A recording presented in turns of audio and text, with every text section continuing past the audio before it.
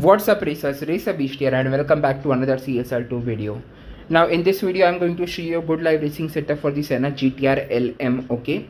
Now to be honest, this is not a totally new video. I had made a video previously on this topic, but that video had a few audio issues. First of all, I really wasn't that audible. The music was too loud, okay. So because of these reasons I decided to make a fresh video on this topic, okay. So anyway, sorry for the inconvenience caused. Hopefully this video will be much better. Now speaking about the Senna GTR LM, this car was made available to players during the America Series event as well as the Europe Series event, okay, in form of different versions. So the version which I have was given out during the Europe Series event, but both of these versions are very similar in terms of setup, tuning and overall performance. So the live racing setup that I'm going to show you for this car applies to other version as well, okay, so you don't need to worry about that. With that being said, let's get into the upgrades. Now as far as the upgrades go, I have engine at stage 3, turbo at stock, intake at stage 1, nitrous at stage 5, body at stage 5, tires at stage 5 and transmission at stage 5, okay.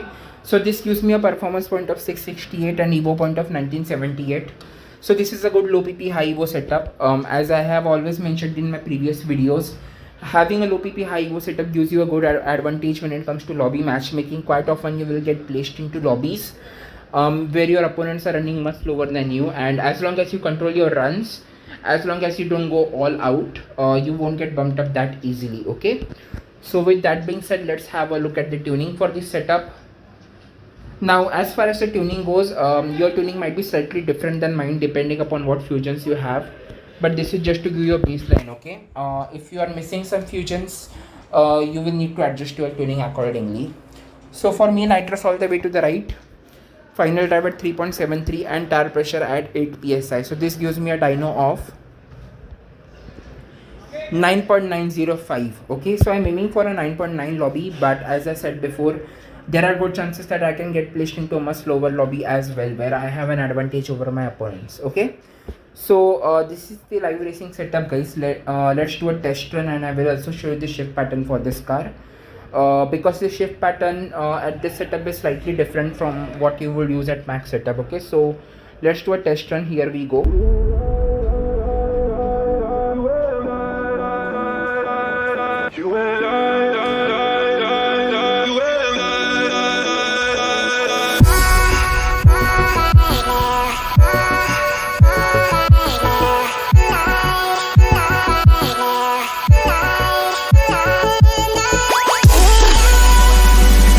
Okay, so let's see what we ran there.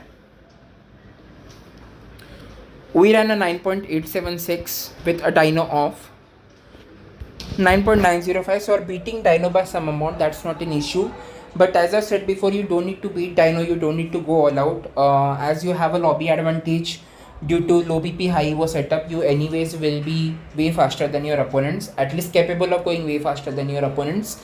But remember, you will have to control your runs. You will have to try and slow down near the finish line as much as you can and still get those wins, okay. Otherwise you will risk getting bumped up. So this is the live racing setup, guys, for the Senna GTR. Now let's get into a few live races, but I'm going to stop my commentary. Enjoy the live races, guys. This is Racer Beast signing off. See you in another video. Bye.